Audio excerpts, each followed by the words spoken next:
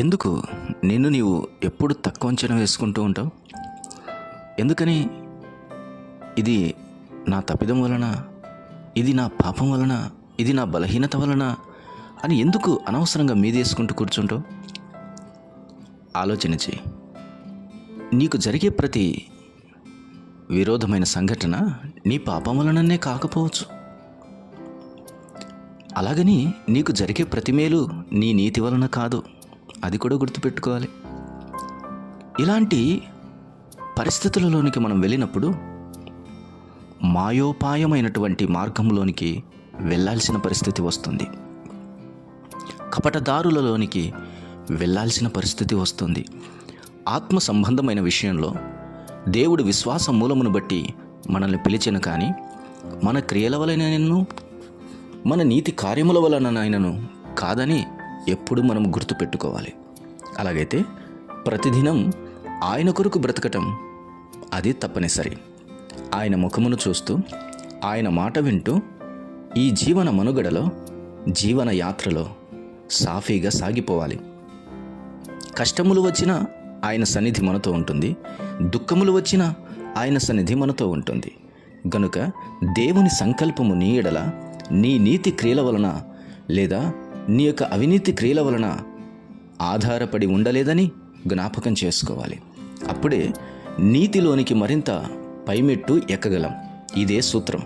అలా కాకుండా ప్రతిదానిని నీ నీతి అవినీతులతో నువ్వు పోల్చుకుంటూ, నీ బలహీనతల చేత నువ్వు పోల్చుకుంటూ, చీకటి వెలుగుల చేత నువ్వు పోల్చుకుంటూ వెళ్తే నీ జీవితంలో నీవు ఎప్పుడూ పైమెట్టు ఎక్కలేవు. గనుక వాటిని ప్రక్కన పెట్టి ప్రభు వైపు చూసి, ప్రభు కొరకు బ్రతకటం ఏంటో, అందులో ఉన్న రుచి ఏంటో నీవు ఎరగాలి. దేవుణ్ణి అనుసరించుట విధానములో ఉన్న సంగతి, ప్రేమతో కూడినటువంటి ఆ సంగతి నువ్వు అర్థం చేసుకోవాలి. ప్రేమలో నువ్వు నడుస్తూ ఉంటే ఏ చీకటి నీ దరిచేరదు. ఆయనతో చేతిలో చేయి వేసి ప్రేమగా నువ్వు నడుస్తూ ఉంటే ఏ అంధకారము నీకు ఆటంకంగా ఉండదు. నీ క్రియలు బాగుగా దేవుడు నడిపిస్తాడు. తప్పుడు మార్గములలోనికి నీ అడుగు వెళ్లకుండా తప్పించుకుంటూ తీసుకెళ్తాడు. అది ఆయన పని. నీ పనంతా ఆయన చేతుల్లో చేవేయటమే, ఆయన అడుగుల్లో అడుగు వేయటమే, ఆయన వైపు చూస్తూ సాగిపోవటమే. అలా కాకుండా యుద్ధము నేనే చేయాలని, దేవుడు నన్ను వదిలేశాడని, నేను భయంకరమైన పరిస్థితుల్లో ఉన్నానని అలాంటి ఆలోచనలోనికి నువ్వు వెళ్ళకు. ఈ మాట నువ్వు ఎప్పుడూ గుర్తుపెట్టుకోవాలి. ఏర్పాటును అనుసరించిన దేవుని సంకల్పము క్రియల మూలముగా కాక పిలుచువాని మూలముగానే నిలకడగా ఉండు నిమిత్తము అని రోమాపత్రిక 9వ అధ్యాయము 11వ వచనంలో మనము ఈ మాటలు చదవవచ్చు. అవును, పిల్లలింకా పుట్టి మేలైనను కీడైనను చేయక ముందే పెద్దవాడు చిన్నవానికి దాసుడగునని ఆమెతో చెప్పబడిన కదా. ఇందును గురించి నేను యాకోబును ప్రేమించి తిని, ఏశావును ద్వేషించి తిని అని వ్రాయబడి ఉన్నది కదా. కాబట్టి ఏమందుము దేవుని యందు అన్యాయము కలదా? అట్లనరాదు. అందుకు మోషేతో ఇలాగూ చెప్పుచున్నాడు, ఎవనిని కరుణింతునో వాని కరుణింతును, ఎవని ఎడల జాలి చూపుదునో వాని ఎడల జాలి చూపుదును. అన్నీ ఆయన చేతుల్లో ఉన్నాయి. సార్వభౌమాధికారము ఆయనదై ఉన్నది. ఇక నీకెందుకు దేవుని సంకల్పాన్ని శంకించటం? నీకెందుకు విశ్వాసాన్ని ప్రశ్నించటం?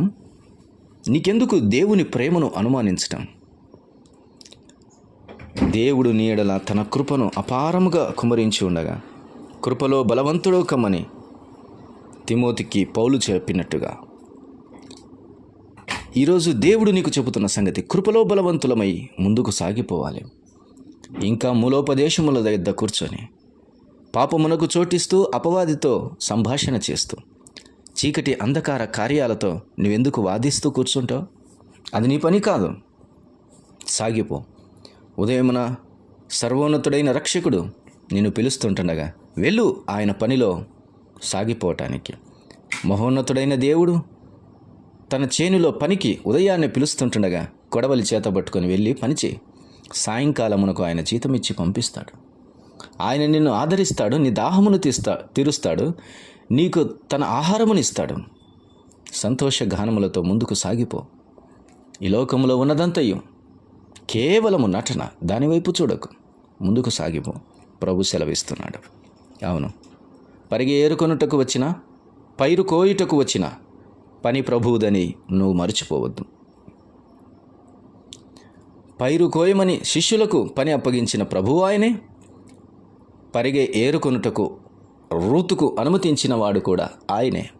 పని ఏదైతేనేమి చేను ఆయనదే కదా. ఆయన వైపు చూస్తూ ముందుకు సాగిపోవాలి. సంకల్పము ఆయనది, నీడలో నెరవేర్చుకున్నవాడు ఆయన. తల్లి గర్భములో రూపింపబడక మునిపే నీ దినములెన్నో ఆయన తన పుస్తకములో రాసుకుని ఉన్నాడు. కారుచున్న కన్నీటిని ఆయన తన గ్రంథంలో లిఖించుకుంటున్నాడు. ఆయనను గూర్చిన నీ సంభాషణ ఆయన రాసుకుంటూ కూర్చున్నాడు. నీ జీవితాన్ని ఆయన శిలాఫలకం మీద ఆయన రాస్తూ ఉన్నాడు. తన యొక్క పుస్తకంలో, ఆకాశమంత పుస్తకంలో ఆయన సముద్రమంత సిరాతో నిన్ను గూర్చి ఆయన రాసుకుంటున్నాడు. నీకెందుకు? తన అరచేతుల్లో నువ్వు ఉన్నావు, చెక్కుకొని ఉన్నాడు. నీకెందుకు భయం? ఎందుకు భయం? Don't go back. Don't look an to the back. Look an towards the Lord your Jesus is standing before you and he is walking before you. Go ahead along with him.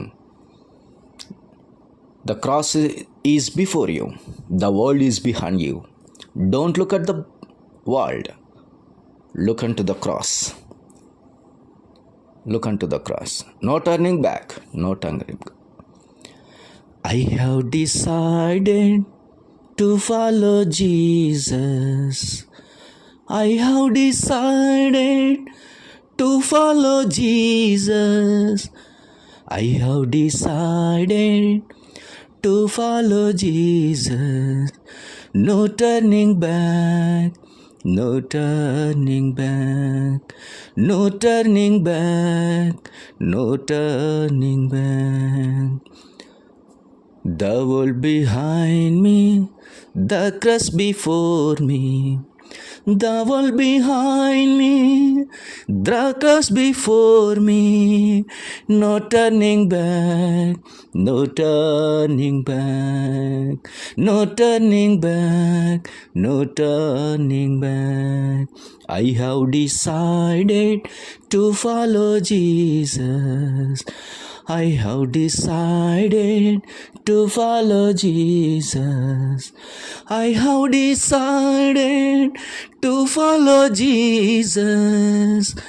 No turning back, no turning back, no turning back, no turning back. ఆయన వైపు చూస్తూ ముందుకు సాగిపోవాలని, ఆయన నీడల కలిగిన సంకల్పమును నెరవేర్చుకుంటకు ఆయన ముందుకు సాగిపోతుండనగా ఆయనతో కూడా సాగిపోవాలని ప్రభు పేరిట మనవి చేస్తూ ఉన్నాను. అట్టి కృపా దేవుడు మనందరికీ దయచేయునుగాక. ప్రియ తండ్రి, ఉదయకాలపు ఆశీర్వాదముల చేత మమ్మల్ని ఎదుర్కొన్నందుకు స్తోత్రం. మాటలను దీవించండి. దినమంతా ఆదరణ, బలం, ధైర్యం మాకు పుట్టించి నీ కొరకు నమ్మకంగా బ్రతుకుటకు సహాయం చేయమని నమ్మదగిన యేసుక్రీస్తు వారి శ్రేష్టమైన నామమున స్తోత్రములు చెల్లించి స్తుతించి ప్రార్థన చేసి వేడుకొనుచున్నాము తండ్రి. ఆమేన్.